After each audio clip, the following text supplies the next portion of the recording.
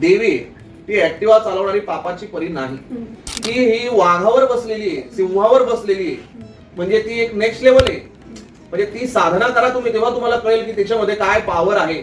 त्यामुळे ते डायरेक्ट वाघाला कंट्रोल करणे, सिंहावर बसणे, एका इतक्या श्वापदावर बसणे, त्याला घेऊन जाणे एक वाहन म्हणून. म्हणजे विचार करा तिच्यामध्ये काय पॉवर असेल. असं तुम्ही घरातल्या कुत्र्याला आपण नाही सांभाळू शकत, तुम्ही रॉटला नाही हँडल करू शकत. तो आपला ऐकत नाही. किती त्याला पॉवर द्यावी लागते, किती माइंड सेट करावा लागतो.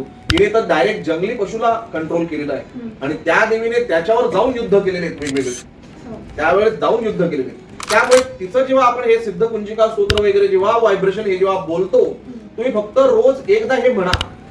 जसं आपण जेव्हा म्हणणार की ओम ऐम ह्रीम क्लीम चामुंडाई विच्चै, जेव्हा हे व्हायब्रेशन आपण बोलतो त्यावेळेस त्या मेंदूला त्या पद्धतीचे सेल्स त्याचे ऍक्टिव्ह होतात. त्याचे सेल्स जे आहेत ते एक प्रकारे वेगळेच आकलन शक्ती त्यांच्यामध्ये येते.